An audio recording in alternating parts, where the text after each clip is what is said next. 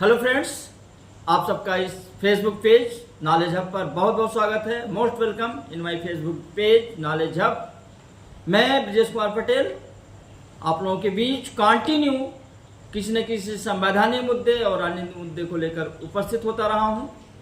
और इस बीच हम लोग एक ऐसी चर्चा कर रहे हैं जिसमें हम लोग देख रहे हैं कि जो भारत का वर्तमान राजनीतिक परिदृश्य है उसमें भारत के जो राजनीतिक दल हैं, पॉलिटिकल पार्टीज हैं, उनकी सिचुएशन क्या है, उनकी दशा क्या है। और इसी क्रम में हम लोग पहले देखें कि जो पार्टियां कभी राष्ट्रीय राजनीतिक दल थी या वर्तमान में राष्ट्रीय राजनीतिक दल हैं उन पर फोकस कर रहे थे। और इसी क्रम में हम लोग जनता पार्टी को जानने की कोशिश कर रहे हैं। जनता पार्टी के बारे में हम लोग डिस्कस कर चुके हैं। जनता पार्टी के बड़े नेता मोरारजी देसाई और चौधरी चरण सिंह के बारे में भी चर्चा हो चुकी है। और 1977 का वह जो समय था जिस समय भारत में क्रांतिकारी परिवर्तन हुआ, आजादी के बाद से एक ही पार्टी का एक छत्र राज था और वो मिथक 1977 में टूटा। तो उसके पीछे किन किन नेताओं का योगदान था और किस प्रकार की रणनीति बनी, कौन कौन से नेता शामिल थे, कौन कौन सी पार्टियां थी और जो जनता पार्टी के रूप में सामने आई। तो आज हम लोग बहुत बड़े समाजवादी नेता,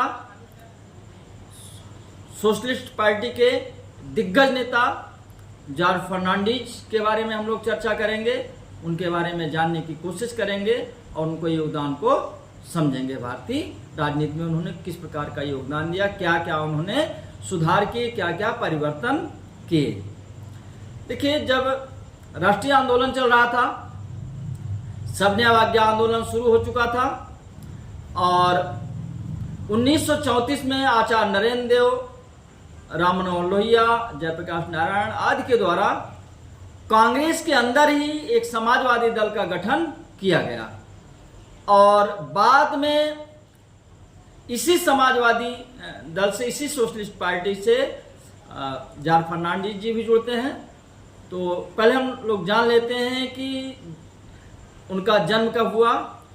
तो जॉर्ज फर्नांडीज का जन्म 3 जून 1930 ईस्वी को हुआ था और वो क्षेत्र था मैसूर प्रांत जो कि दक्षिण में है था और बाद में वो कर्नाटक बन गया।